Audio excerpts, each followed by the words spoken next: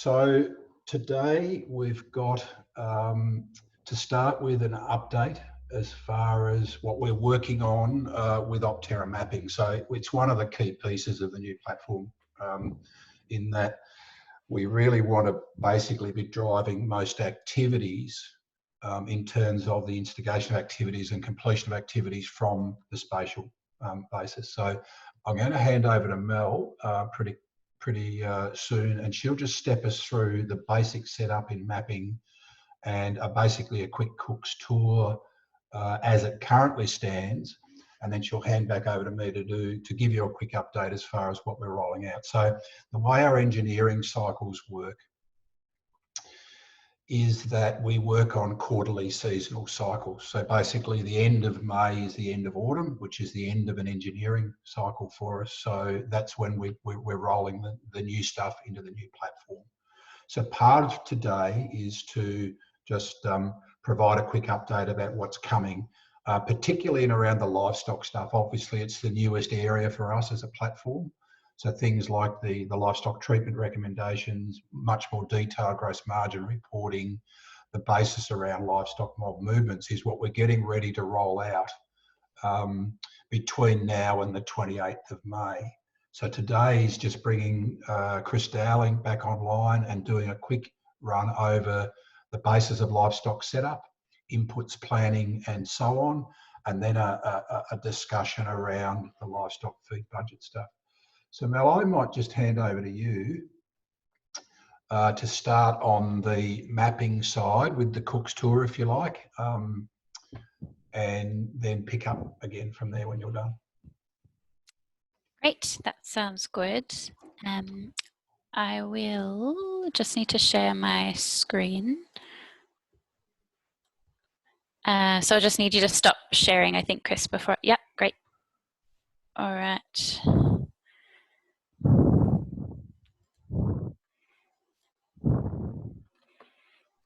Okay, how's that? Excellent. That's up. Right. Okay, I'll just also quit that one.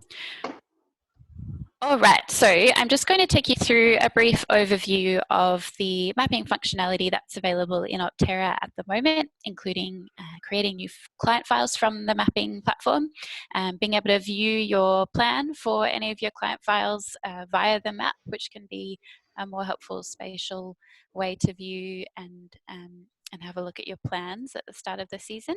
And also a couple of other things in there like loading Ndvi images into Paddocks and also linking documents into Paddocks.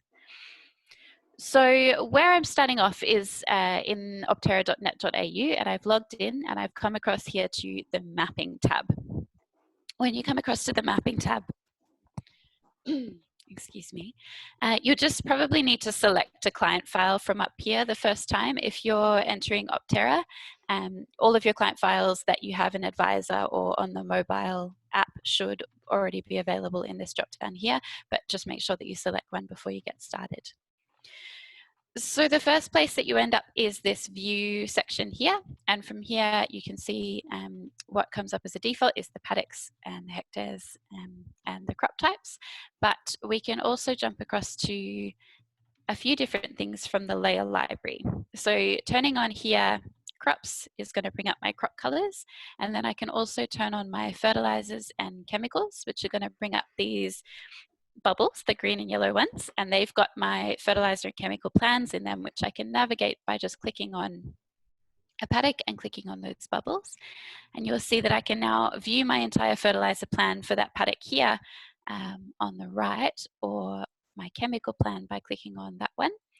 And I've got all of my mixes in there for the year at kind of a quick view. So I can jump between paddocks fairly easily, click on chemicals to see what's going on in all of the different paddocks, or click on my fertilizers to see the same.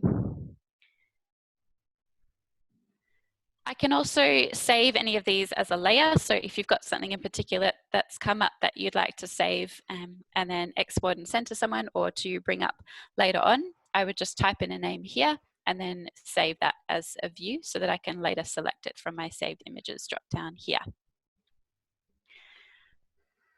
So heading back from there, the next place I'm going to jump to over here is to create. So this is where you can set up a whole new trading name from the mapping tab if you would like to, but you could also add farms and add paddocks into an existing file. So I'll just show you the process for creating a new paddock just in the Opterra mapping platform, which is a lot easier than doing it in Google Earth and then importing it into Advisor. So the first thing I would do is select my farm, and then I want to select this one to draw a boundary. And then I can either select an existing paddock that I have that hasn't been mapped, or I can click here to add a new paddock. So then I just need to give it a name and click save. That's going to give me this prompt to start drawing the boundary once I'm ready. So I'll just zoom out a bit and then click on my paddock boundaries to map a new one up here. And once that's complete, we'll just zoom in again a little bit, but you can see that this new paddock has been created, and then it's also been added to my overall trading name structure. So I can go ahead and do some planning for that paddock. So back in the Edit tab, there are edit tools for editing any of your paddock boundaries if you need to make small adjustments to them, or deleting them if you needed to recreate a paddock boundary. But you've also got the option here of loading Ndvi images into paddocks. So to do that, I would just select one of the paddocks and select this Ndvi image here. And then I need to choose the date range from which I want to select my Ndvi images. And then search images. And then I've got some options down here. So you might need to click through a couple of different options just to see what the cloud cover's like. But once I click one of those images, it will just crop that Ndvi image to my paddock. And I can do that for more paddocks.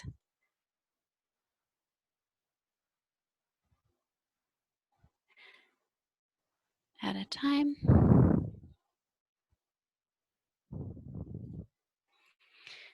I could do the whole farm that way if I wanted to, or just the paddocks that I need to look at. And then using that same save as layer back in view, I could save that as a layer to load it quickly as a whole farm Ndvi later on if I wanted to. The other option that's available from the Edit tab is linking documents into your paddocks from the Opterra Cloud function. So to do that, I'm going to go up here to Opterra Cloud Share, which is kind of like a document storage facility similar to other cloud-based systems that you might be familiar with. Here I've already got some files that I want to link to a particular paddock. So I'm going to click on this soil pit photos.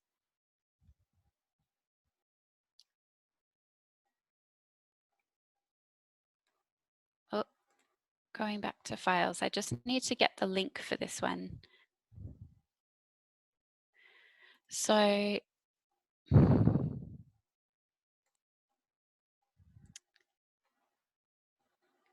just going to copy the link for this document, and then I can insert that link. If I close my Ndvi's down here, and then give it a name.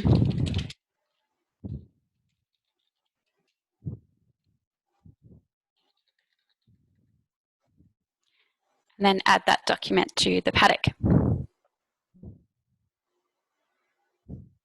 So now if I go back to the view page up the top here and click on that paddock, this document link is now available, linked to this paddock for anybody that I share this file with, or if I ever need to retrieve it at a later date.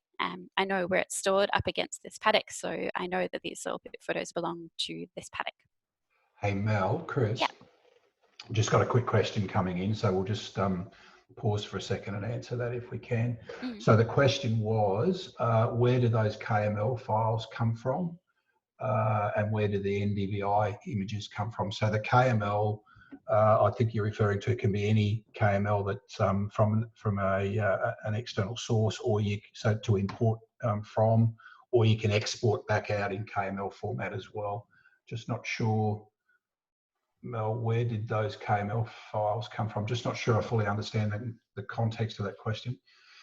The second part of that is, where do the Ndvi images come from, and are they real time? So the answer is the service provider there at this point is Data Farming, and we're just making some changes to the user interface. What you're seeing there is the basis of the images coming through without the description of the cloud cover and the date from their capture date. So as they come through as 10-metre Sentinel images out of the European satellites, they're updated across to the platform. So that's that part. Paul, you might just clarify there, where did those Kml files come from? Is that was the question that simply, can you import a Kml file from any original source, or did you mean something else there? Yeah, Chris, Mel clicked on some files that were there before. She said it was just south of the farm, or just on the bottom end of the farm there. Yeah, so that was a KML that she'd had. So if there was an existing paddock boundary that came from Soiltech or any of those existing sources, when you go to add the paddock, instead of saying, I'll draw the boundary, you'll just say, I'll pick that up from the KML, and then you're just basically browsing through to that particular file wherever it's stored on your machine. Yep, no worries. Cool. All righty, thanks, Mel. All right, great. That one I did create in Google Earth, but yeah, I guess the basis would be that if you had already done that previously, you don't need to recreate all of your paddock maps in Opterra. The other thing I wanted to show you, and I'm just going to jump to a different client file to demonstrate, is the soil test points loaded into your paddocks. So for this file, CG demo, Chris has done some soil testing back in 2019, and he's linked his soil test results into his advisor program previously with the use of a soil mate and advisor license, but Chris will go through later some future options for how to do that.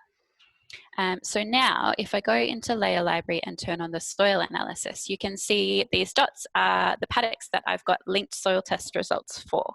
So I can click on any of those paddocks and then click on the red dot that indicates that there's some soil analysis in there. And then in just a second, that's going to bring up my soil analysis here on the left. So these are my 2019 results, but I can click around my paddocks and have a look at the various soil test results that I have available on a map view basis. But Chris, I think you're going to go a little bit more into what else we're developing in that space. I will, and a quick comment there, of course, it's dropped those as centroids in the paddocks because those soil test results that I had brought in weren't geolocated. Of course, any results that are geolocated will obviously appear as their correct data point. Yeah, yes. So, yeah, if you had the GPS function turned on when you were doing those soil test logging out in the paddock, the green dots would be at the geolocation of where you took the soil tests for future reference, and the dots would be green rather than red. Yep. In that case. Okay, so just another quick question there coming in as far as NDVIs are concerned. I might just stall that 5 minutes, Brendan, and answer it when I get back over on the other side in terms of the ability to be able to stack the NDVIs to see the changes across a season. So we'll cover that off in a second.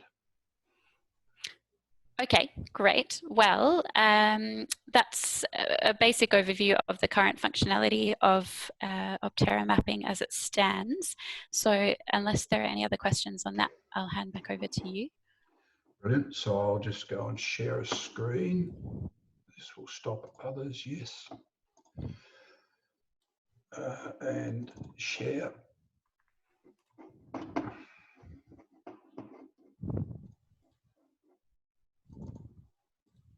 Okay, is that sharing come through, Mel? Yes, yeah, I can see your screen. Okay, cool. All right. So I'll jump down into a map screen and just, I guess, reply back to Brendan's question. So the context there is we wanted to make the basis around Opterra mapping as simple and as functional as possible. So the idea was, one of the things was to make it easy to be able to import and export information from other platforms. And of course, one of the first integration pieces is with data farming. And the first part was them providing a free service, a value-added service, around 10-metre sentinel Ndvi to use as an in-crop management tool. So where we've started with that, to answer the question, is at this point, you use the process that Mel's shown, where you select a paddock, go to a range of dates for those passes. Sentinel is typically 5 days. Select an image where you can see that the cloud mask is below a certain threshold, which we didn't show you in the basis before. That's part of which we're rolling out in the next week. To understand that the actual image is there. At that point, if you wish to save those images as a reference, you'd simply give it a date and save it as a layer. So the answer to be able to stack those, Brendan, is that you just go back to the layer library and then just effectively scroll back through each period that you'd wish to check from an assessment perspective. But that of itself gets very interesting, because I'm going to show you shortly the way that we're changing the basis of how you create sample ordering, and the notion of for 2020, with a lot of emphasis around nitrogen management, particularly later in season, is how you might then use that Ndvi over a period of a week or 2 or 3 to do an assessment of where you might then zonally apply fertiliser. And Chris Dowling's coming on in a short while to do his piece. So it's certainly, if there's any questions around that area, he can speak to those. So I'll just jump backwards a bit in the context of a quick update in terms of the Opterra platform. 2020 was always going to be really fluid for us as we just continue to develop out effectively a substantial amount of development. In its simplest form, that's taking the capability that the old Paddock advisor did in terms of planning and or cash flow and or economics, and bringing that across into the new platform, such that a user can decide realistically now, I guess, for 2021 planning as to whether or not they would wish to do some or all of their planning in the Opterra platform online, or whether they would wish to do some or all of their planning in the legacy platform, which in turn is immediately available to Opterra. So a couple of things there. We're really obviously focused as we speak now on crop management, and the basis of making it a lot easier than it traditionally was to be able to convert stuff from plan to actual. Now, in a lot of instances, the advisor provides detailed planning. So certainly through until post-M, the notion of the plan oftentimes can be as simple as just converting jobs from plan to actual as we do them. So I just wanted to highlight one area. So this is taken from the crop planning area of Opterra. So if I went over there to crops and pastures and down to crop planning, I can see my client file layout there on the left-hand side. So I can select the paddock and detail. So there's two methods, if you like, or two parts of the same method to very easily convert plan to actual. If I wanted to use a shotgun approach, and a lot of people, particularly in northern zone, dual cropping zone, will then say, okay, I'll copy the plan as it stands in its entirety and copy it across into the actuals bucket. And then I'll go in and by exception just delete or change the things that need changing. That's one method. The next method is obviously to do that down at an individual level. So as I was doing a particular input, an operational activity, in this instance an MAP nutrient application, I would simply go copy plan to actuals. So that's a lot simpler, if you like, for things that don't require an application event as such. So obviously Ag Chem will typically require an application event to record weather details and so on. So it's a somewhat different method. But in that instance, to make it very quick and easy to do that. And by definition, Opterra was designed to be quite device aware, as you'd expect any modern mobile application to be. So there's some shots I grabbed directly from my iPhone to basically say you can as easily do this in the field on your iPhone in terms of copying plan to actuals or seeing jobs that have come from plans and so on as you can on a desktop machine. Of course, the prerequisite in that sense is connectivity. So a quick update there. More to come on that over the next couple of weeks. We'll make that, we'll update that again at the end of month update. A quick step through the changes, or this is next steps as far as mapping is concerned, and the notion around soil health. So we've got a mixture this morning between East Coast and West Coast users. So this is probably more specifically relevant to East Coast users, but certainly in the notion of, as we go into crop management for this season in terms of the basis around ordering DPN and or plant tissue samples, etc. Much easier ways to do that. So we're back into the map engine there. I have an ability with the new release to be able to create a pin in a paddock and create a purchase order from it. So we have a bunch of activities that'll all be driven by this simple method of dropping a pin in a paddock and creating an activity. So whether I wish to do a sample, whether I wish to do a plan to actuals, in this instance, whether I want to create a purchase order. So we're just a week or two out from release. So you can see we're still tidying up the actual user interface there. That's the last piece to do. But the actual end-to-end process of being able to, I guess in this sense, bring in some Ndvi imagery or bring in imagery from another source, whatever that might be. Could be high-res imagery directly from data farming, for example. The notion of creating the purchase order, which then literally gives me the fairly straightforward detail of grab some PO details, some barcode details. In the first instance, this is a surface sample, 0 to 10. Select the laboratory and the test. Now, the important part there, whether this test was being done anywhere in Australia, is we have evaluation models by crop type, variety, by district and target yield, covering pretty much all of Australia. So the notion there is to make this fast and rapid is to select the particular model or table that you wish to do the interpretation against at the point where you're creating the order here. And the reason for doing that is at the point where the samples become available to you, so the next, you send those off to the lab up the top there, receive the results back. At that point, we understand the evaluation table or model, so we can actually do a detailed status for you, and we provide that as a report, as an automated report in the email that comes back directly to you. So the notion for, say, plant tissue samples or even DPN, you may see the results and at that point be able to determine what recommendation you're going to provide to the grower without necessarily having to go to the application. Or it could be that you receive the results in the morning, you want to get a recommendation through because timing is critical, and then over the next day or so you may load those up into SoilMate and or FertRec and actually process through the models there. So that'll again be a substantially faster process than the traditional model. Then just moving on from there, you would create some sort of crop nutrition recommendation, and then depending on which way you wish to go, you can then match that to what we call a rapid zoning VRT service directly from data farming. So the idea there is we're really looking to simplify precision ag in that sense and drive much broader adoption. So we're certainly not looking to compete with the, if you like, the traditional packages in that area, but we're certainly looking to make it faster and simpler. So in that sense, that's a 3-zone model. The application update for 2020 allows either a 3 or 5-zone model.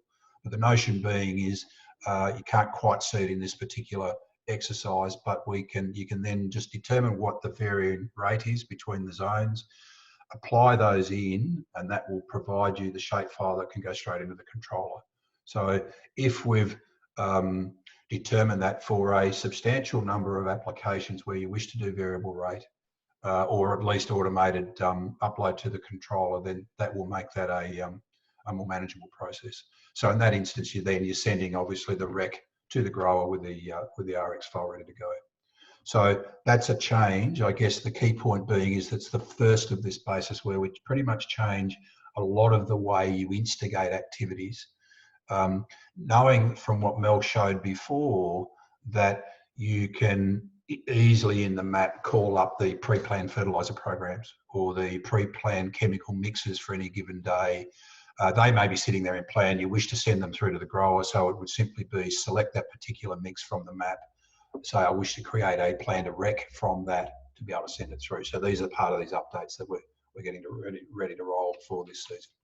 Moving quickly on from there, again, this is specific to East Coast, but if you were a traditional soilmate user on the East Coast, then traditionally they were two separate applications.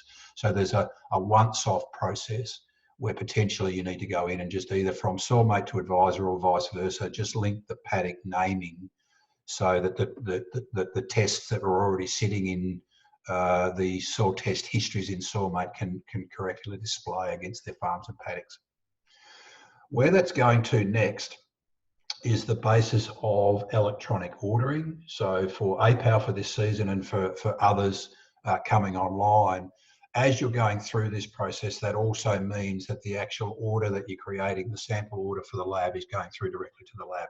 But for the beginning of this season, the starting point for that is with APAL Lab in Adelaide, who's been providing fantastic service. Okay, just moving on quickly from there, a couple of other areas where we're moving, and that's the notion of bringing in then the macro layers as far as soil constraints are concerned. So we are working on some specific projects that basically build out the plumbing and wiring for us to be able to do that. That particular one you can see is soil constraints that are coming for the Reef Act legislation or compliance in Queensland. But there's a whole bunch of stuff there around soil acidity and soil nutrients and other things that are available to us, typically and traditionally through the regional departments of DPI.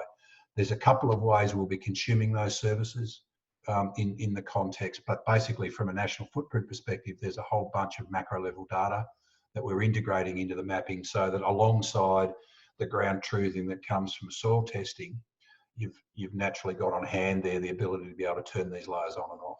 So that's interesting and certainly of value as we move forward.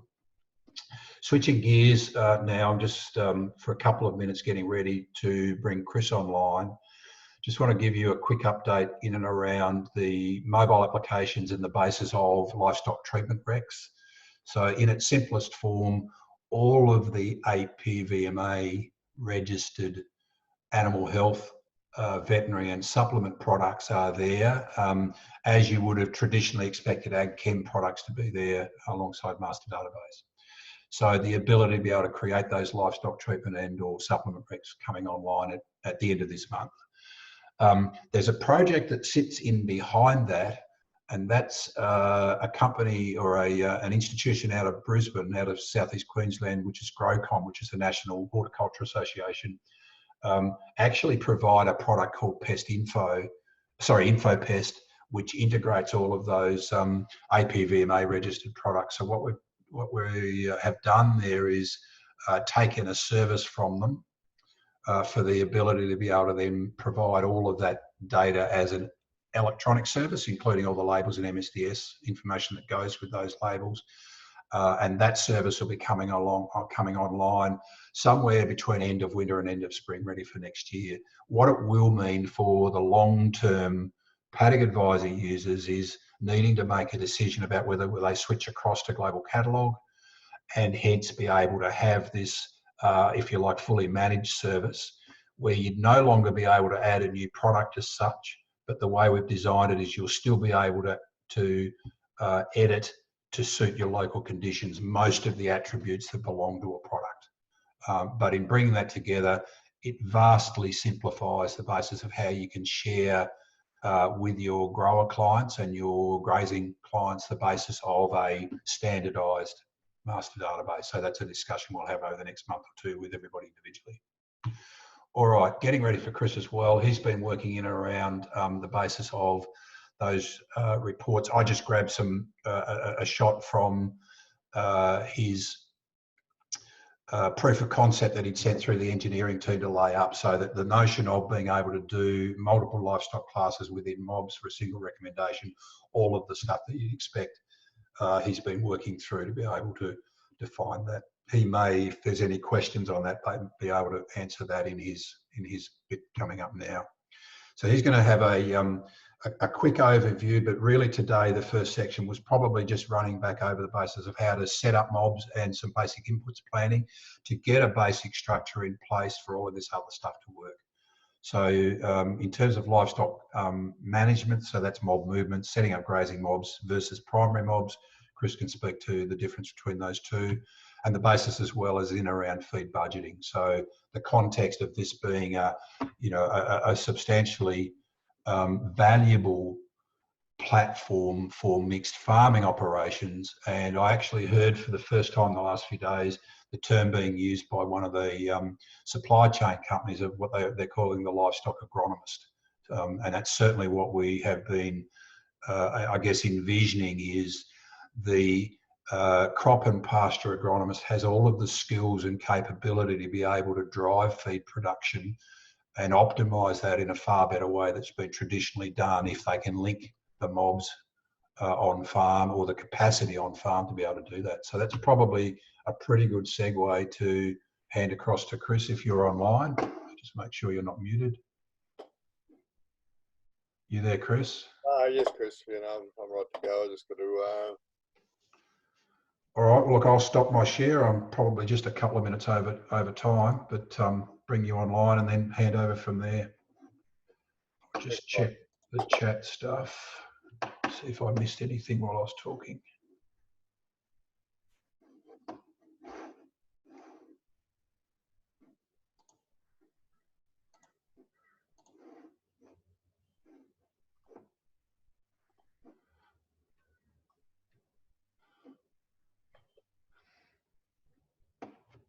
Just can't quite see your share of it as yet, Chris. Yep. Just click the button. Drag the appropriate image up to where you can see something. Yep. Righto, your floor. Okay, thanks, Chris, and welcome all. Yeah, changing track a little bit and then looking a bit more detail at livestock. In the livestock space, I suppose our overall objective initially was to get into the space where we believed there was a gap, which was livestock planning in a mixed enterprise farm. And in doing that, we wanted to start somewhere with something that people were familiar with, not something totally new. And you know, the advisor platform, as it was, the legacy platform, as Chris calls it, seemed to be the logical place to start with the planning. But there was always part of planning is understanding feed and feed requirements of and how we set up the farm to make sure that the animal enterprise, which has become increasingly important across Australia with the red meat prices, that it's set up in a way that we can not only have the animals there, but we can utilise what we know about the farm and about the agronomy and the growing of dry matter to be able to provide the amount of feed to the animals to get them to grow and mature at the time that we want them. So that was a sort of a second outcome, and that sort of took place about the same time, and we integrated that. The third part of it was to be able to, once we have a plan and we know what feed we've got, planned or on a broad 12-month scale, and we've looked for deficits and surpluses, and we can decide what we're going to do with the livestock around that. Then we can do some work and go into active mode. And active mode is the mode where we're actually managing day to day, week to week, what happens with those stock as we move around the farm. So we're just finishing off the last bits and pieces of active mode, which is the ability to move on the animals around the farm and be able to see that on the map.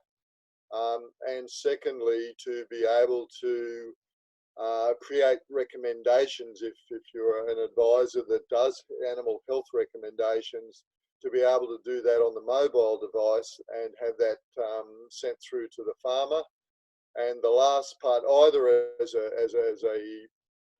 traditional paper-based or image of paper-based rec that Chris showed you before, or as an electronic feed to our other product that which is the farmer level mobile device, or as you might call it, a fulfillment device, which is Paddock Book. So you can receive the recommendation and just say, yes, it's done, and therefore create the record. So starting at the beginning, the plan does two things: setting up a plan in Advisor. At this stage, you can only do it in the Advisor PC based, but we are moving ahead with creating the functionality to create the plan in the Opterra as we have done with crop. So I would expect that by next calendar year, beginning of next calendar year, we'll probably have most of the function that we've got in here for livestock over in Opterra as well. And as Chris said, they use a common database, so you can use either or both, and they both sync with each other. So if you're, it's an offline opportunity where you're using the PC-based one, whereas obviously the Opterra is web-based and needs connectivity. Doesn't work offline at this stage. So in creating a plan, what we wanted to do is make it very, very similar to the way that you do a cropping plan and the way that you use the software. People will feel fairly comfortable about that. So the starting point with this is what we have in setting up a farm. We now have setting up a mob, and we call it basically, we can set up mobs on a particular farm. So if you want to start in the livestock, well, you come into the farm tab, you click on mob, and suddenly it changed into livestock view, and you can see I've set up the basics of the mob structure on the farm. So we've got a date, we give them a name, which is basically the name that they're known by. And I believe I have been told that there's probably differences out there that most people would probably call their mobs by the tag colour and what their purpose is, whether they're breeding cows or they're sales steers or whatever. But we do have a field there for extra options to fill out if people want more or less detail. So we do. This is what we do at the planning start of each year. And what we do is for each of those mobs, they can have multiple. It's not likely we're going to have multiple stock types, but we have allowed for you to do that. They have sheep and cattle in the same mob for whatever reason. Yeah, maybe it's a Marama dog or whatever it is that you want to throw in there as well.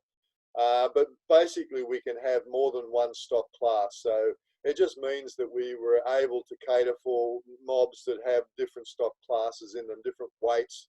And this is important later on when we're doing recommendations, that we recognise that a mob has different stock classes in it, and therefore they probably have different body weights. And where treatments for worms or vaccines are based on body weight, then we can get the right rate in the recommendation and the right quantity calculated. But it's a lot of this detail in here actually gets inherited by the feed budget on the consumption side, on the animal size.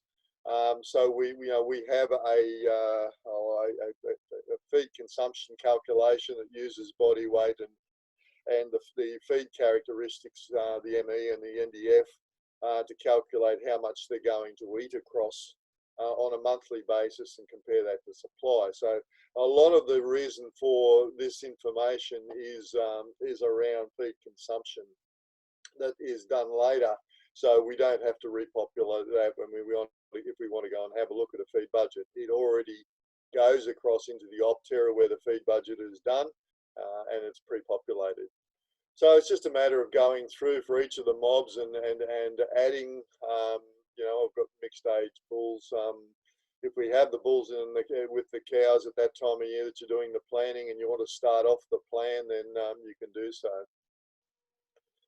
Just by adding them to that particular mob name at the time. Most of these are we've tried to make things easy, and nearly everything that is auto-populated from master database, or it is a drop-down. It's a drop-down list. Important to whether a particular stock are for breeding or sale, to nominate that, because if you've got a mob that are there for sale, then the sale date will determine the target disposal date, and then it'll take them out of the platform and reallocate the feed when we're looking at a feed budget to the rest of the animals for the rest of the year when they're not there. So it's not, it's taking them out of contention at that stage.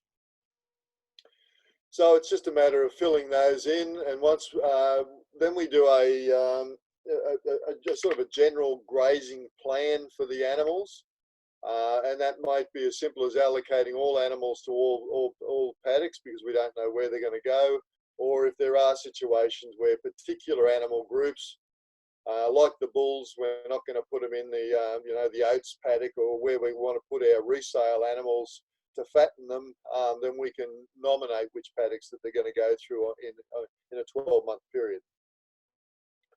So we can have a generalised grazing plan that excludes or includes different mobs into different paddocks to consume the dry matter from those paddocks.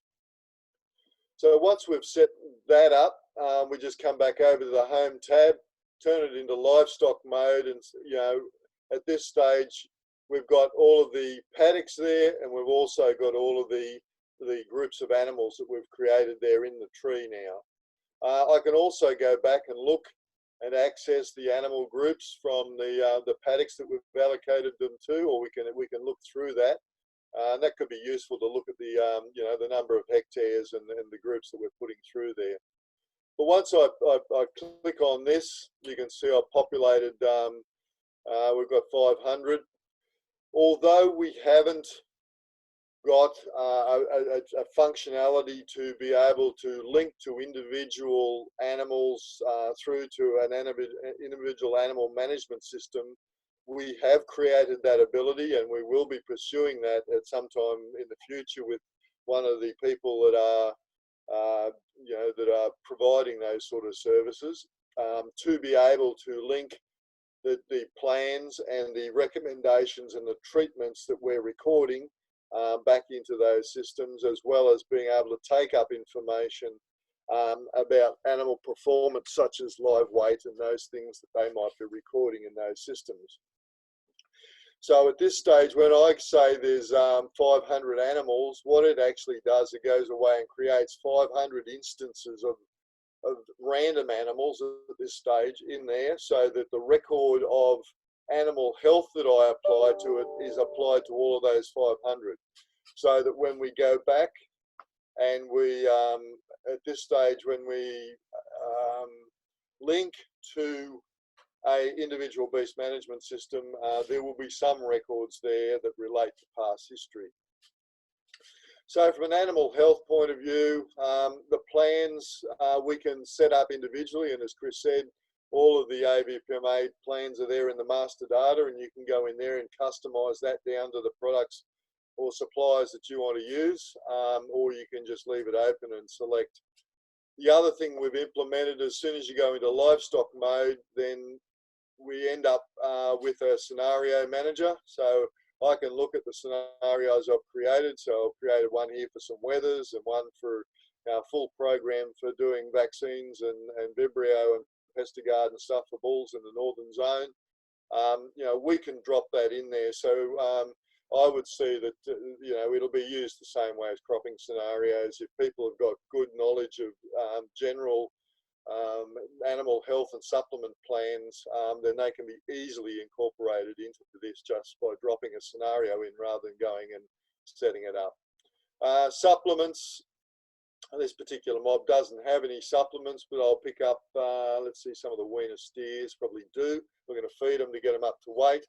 So we've got a whole database there of a lot of the national suppliers of pre-formulated materials are sitting in there, as well as the ability in the master database for you to add feed types as well.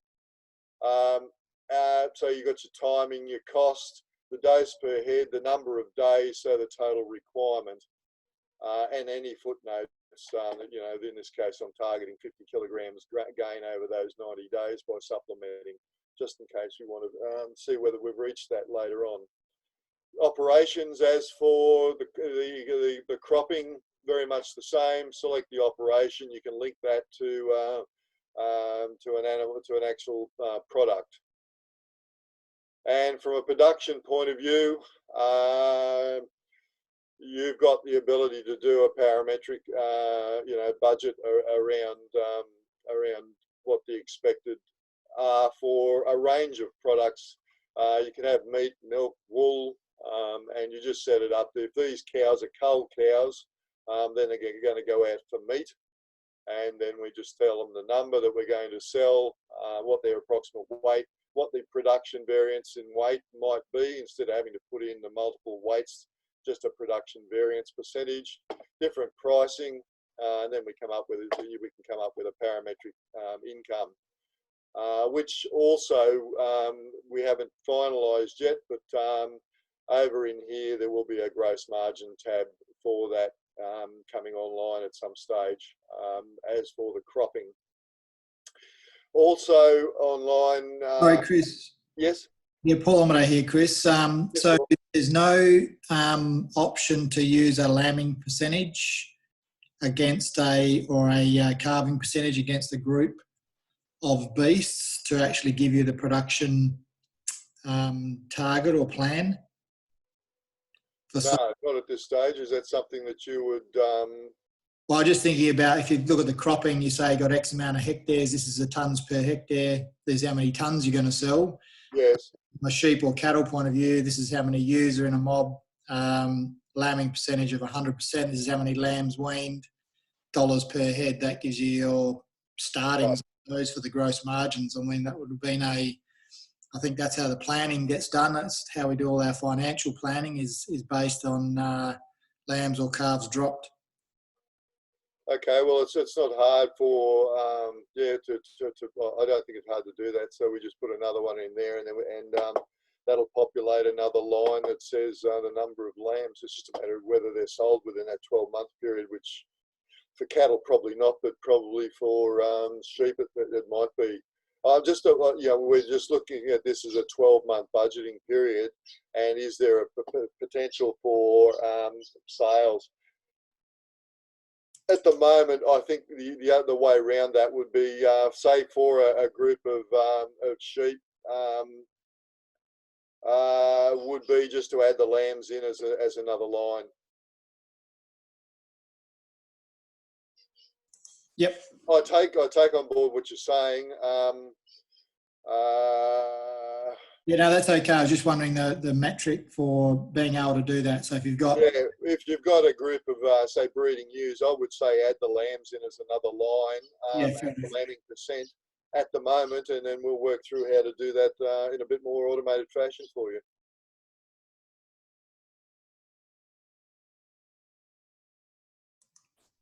Yep, good-o. Thanks, mate.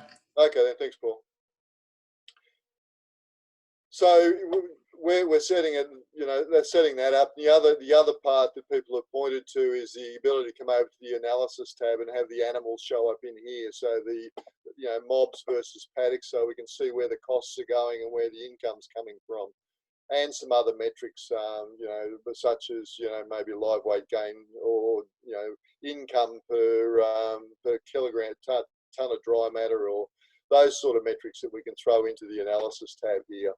So they are sort of on the radar, but the basic challenge was to get this in place, and the report that comes out of the livestock side of things, which is it's currently it will be available for the start of the next planning season as far as calendar year goes,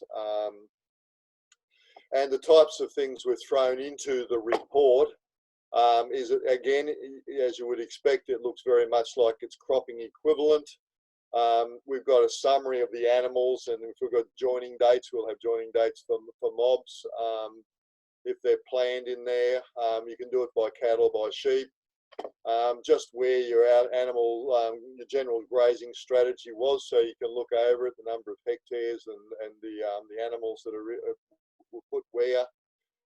Gross margins by stock type, so you can just look at the cattle versus the sheep as an aggregate of each of the mobs.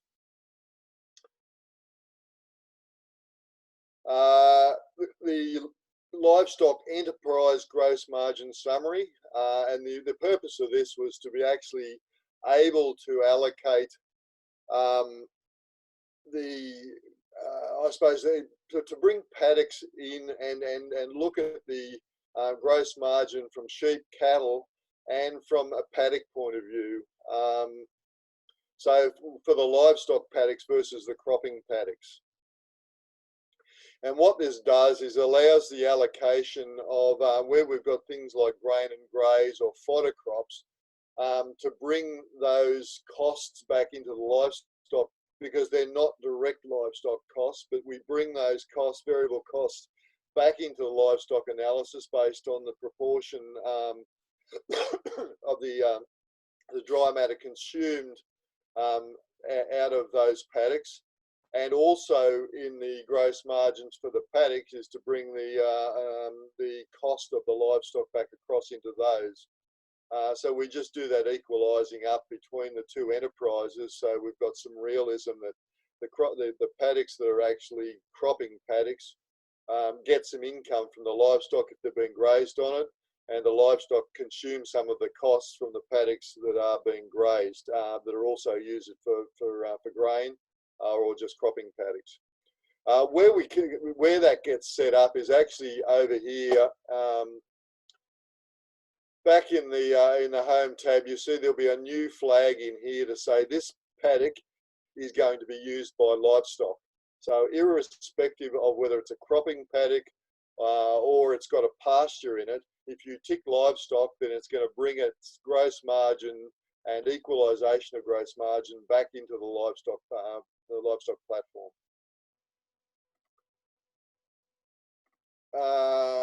Sorry, that's where was I? So the general report, it sort of follows the pattern that the cropping report. You've got plan versus actuals. You've got basically an animal health product summary. You've got an animal health product summary by stock type. You've got an animal health summary by timing. So we've split that over the months, and obviously this will flow back into the cash flow report as well. So that's one of the other linkages that will happen is the animals will end up in the cash flow as well as any of the crop protection and fertilizer side of things. Same with supplements, total shopping list, timed shopping list in both quantities and dollars. Livestock sales summary, so where you nominate a date, then it will populate the approximate date for production. And then we just get down to the mob details, just your general gross margin as you would have for a paddock, the details from mob. So that's the report structure, and we'll take advice on anything else that people would like to see as we go. But it really mimics what we do in the cropping report. So that'll be done sectionally, I think, as we indicated up front. So you'll have the controls there to be turn on and off, whichever sections of the report that you want to turn on and off. And the possibility down the road of integrating it with the cropping report. At the moment, they're separate. You would print them out separately, but there is a possibility of joining them, so it'll be one PDF for each.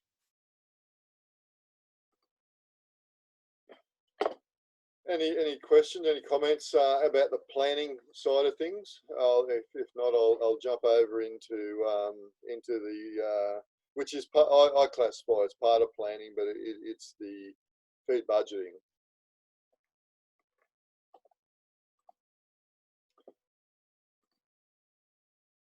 Okay, so the feed budgeting, any of the data that's useful in feed budgeting that's been populated over in the plan is available for the feed budget exercise here in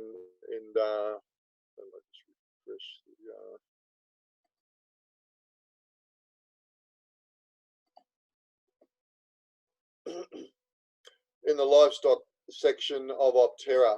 So the livestock section sits up here along a bit from livestock planning. That will become the same functionality as you saw me using in Advisor, and the plan is to have that online by about January next year.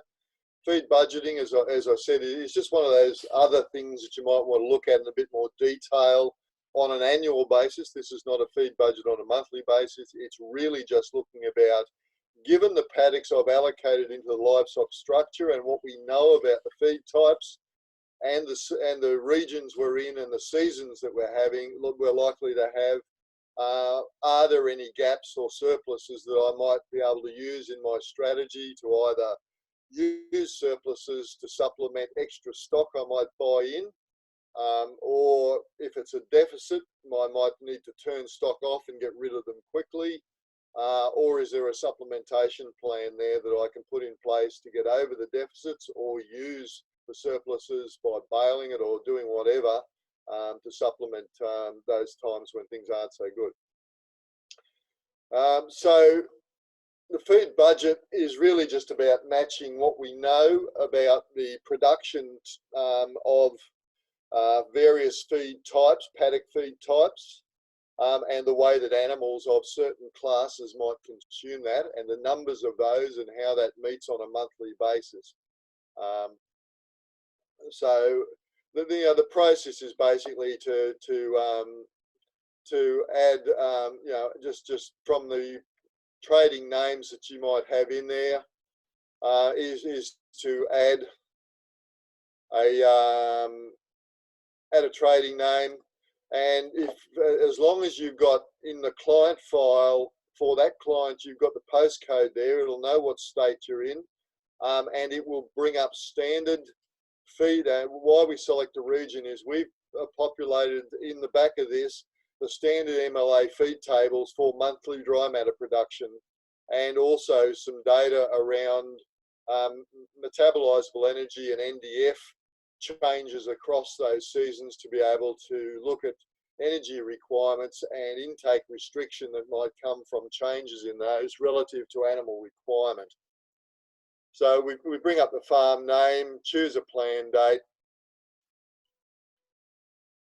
and basically save that. And what it does is sets up a scenario, what is basically a scenario. So it'll go away and find all the paddocks that we've set up and how we've set them up, and populate them into here. Well, it should. Oh, sorry, the wrong client file. Anyway, I'll just pick up one that I've already done.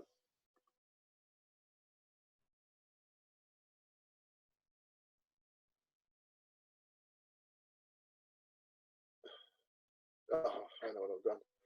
Sorry, I'm on the. I'm actually in the I'm in a development site, and it's the guys have got it down and doing something with it. So I'll just go over to the actual active site.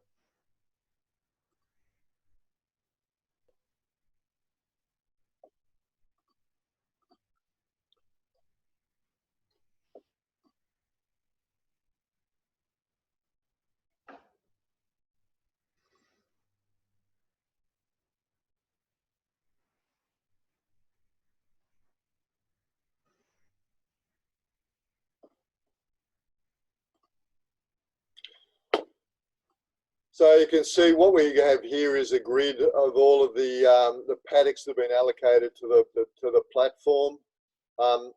At the moment, this is the layout to actually, I suppose, to allocate the feed types and the feed and the use to the paddock. We're going to change this around so that you'll be able to nominate the feed type and the use and allocate paddocks to it, because there's probably going to be 4 or 5 feed types and there might be 50 paddocks, and we've got this back to front, but we're working on changing that. So for the time being, the process is if it's a pasture paddock, the reason why we want the use is if it's pasture paddock, 100% of the dry matter gets allocated to the grazing platform. If it's grain and graze, then it uses the dry matter production from the wheat crop and allocates only 30% of the dry matter based on we're probably going to stop grazing it if we're genuine grain and graze people at about Z30 to stop any yield damage or the potential risk from yield damage or significant yield damage that might make it less attractive. So what we do is just go through and allocate those dry matter at starting. Probably doesn't make a lot of difference whether you're 100 or 200 kilos out there, but it does allocate the starting dry matter. Dry matter min we've put in there as a trying to get people, particularly in some of the drier areas, to think about ground cover and how that might affect the amount of food they've got.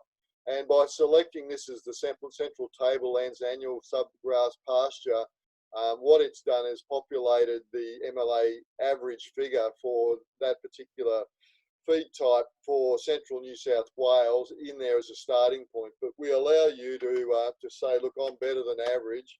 I can grow 8,000 in that paddock. I know I can from past records, and then I can go through and populate it with whatever I like. So it's just a matter of going through and populating those plans. And you can see this is one that I've pre-populated with the paddocks. The next thing to do is to have a look at your mob plan. And again, those animals, you can see this has come across from my plan. It automatically populates at opening numbers. And obviously the number of animals and their weight can affect their consumption. And that's why they've come across. And we do some numbers here about the maximum intake and number of DSEs per hectare and the average megajoules that they're going to consume across that period. These are editable, so if you want to go in and edit them, but it looks at the amount of dry matter. And the other thing that we've put in here is the ability to look at the effect of our knowledge about the seasons. So if, we've said summers and autumn been a decile 5, but the Bureau of Met are saying winter's going to be decile 8 and spring's going to be decile 8. Well, it changes the amount of production according to what we know about those feed types in those locations, and gives you a better overview of what the production's likely to be. We've put a factor in here for grazing management. So a good grazier is somebody that grazes where you've got optimisation of nutritional value and dry matter. Grazing too late, obviously you reduce intake or megajoules taken in because of gut fill and the NDF causing an intake restriction. And if you so if you're a good grazer, you're doing that. If you're poor, you're waiting till it gets rank and they just can't eat it. Well, they can't get enough energy out of what they do eat, even though they fill their bellies every day. So what we end up with is if we change the grazing management and seasonal outlook, we end up with a deficit or surplus coming across. We can allocate certain types of materials, and I can add to that later on. I probably should have for you guys in Western Australia lupins in there. But based on what we know about the deficit and the average megajoules they're taking in, and the difference between that and these products, it adjusts the amount of dry matter we require from these products for the difference in megajoules of what they're taking in and what these would supply.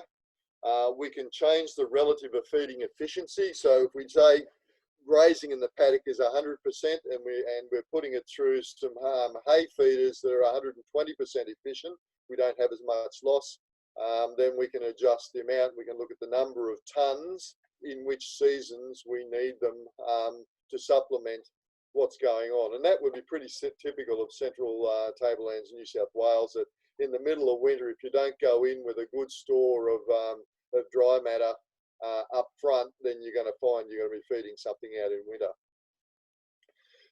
The way that we've displayed this in the reports is basically by charts. So I can look at the dry matter by feed, what's it producing and when.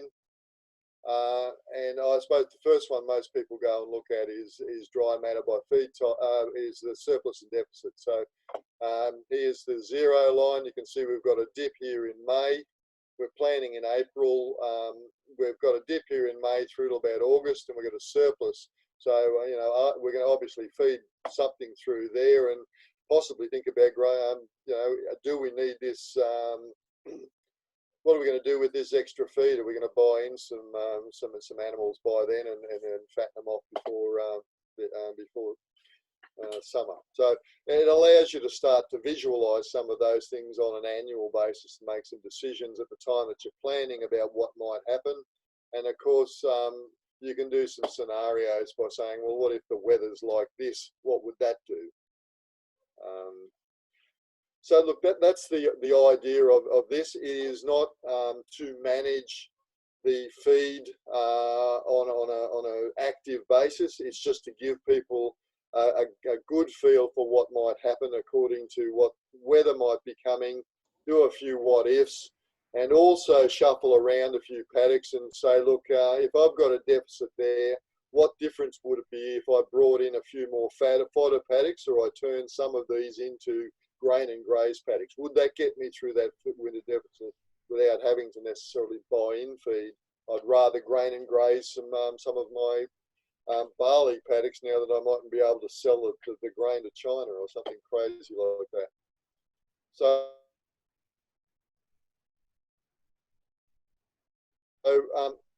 it's a quick overview. The last bit is livestock management, as Chris commented. This is the active phase where people will go from the plan, and we know the day after the plan's put in place, if it rains, things might be different. If it doesn't rain, the plan mightn't come to fruition, and we've still got to cope with that. So initially, we've set up the mobs over in the planning in Advisor, but in the future, this will be where mobs will be set up. And what we've done is designated things as primary mobs and grazing mobs. And the difference between those will be primary mobs are those animals, the animals in primary mobs will be the unique things that are unique to them. So, you know, when we have a batch of animals that are bred on farm, the unique thing will be their breed, maybe the year that they were dropped, the season they were dropped, their sex at the time they were weaned, and that's what designate their breed, which will be their primary mob designation. From there, as years go on, they get mixed in with other animals that might have been dropped in different years or different breeds, or they might have been bought on farm, which is a different primary mob. Then we call them grazing mobs. So what we call a grazing mob is really a group of animals that have been brought together in a place for a period of time, and that's not permanent. They come and go. And in setting it up like that, it allows us to actually allocate the permanent records of animals back to their primary origin, which gives us tracing over time and QA about what's been done to them. So that's sort of an area that will develop in the future, is the ability to track animals, what treatments have been done, and more importantly, one that sort of catches people out is where there's been treatments done on paddocks, know what was done on the paddock prior to them arriving there, and while they were there. So and also allow us to put in alerts around that paddock has been treated with something that the animals can't go in because the withholding period hasn't expired. So all of those sort of clever things will emanate out of this, and the ability to, most of the ability that we will have in there will also, as Chris said, be emanating from the mapping. So with mobs, you'll be able to show the mobs, click on them, and anything we can do over in the livestock in this management area create mobs, look at treatments for mobs from the planning, as we do with crops. A paddock, a mob will be a paddock, so we'll be able to, any records of the treatments, creating a recommendation, all those things will end up over here in the mapping department to be able to initiate them.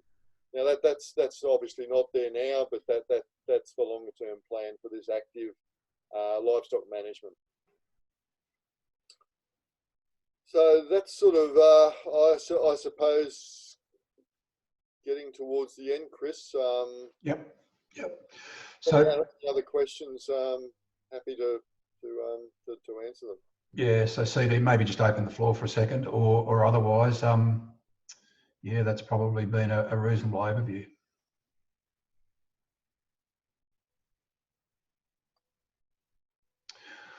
Alrighty, so I guess the final part, I won't go back and share the other screen, but just the final part of the context of the release for end of autumn.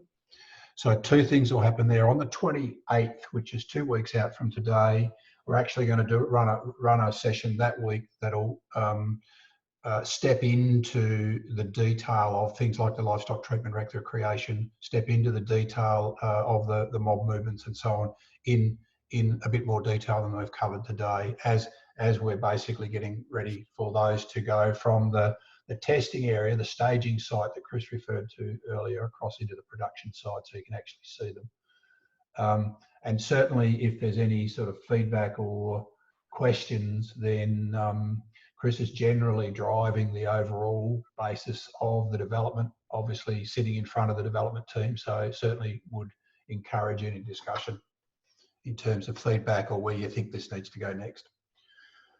Alrighty, well look, given that's probably covered the ground that we wish to today, and without any further, without any other questions, we'll call it a wrap, I reckon.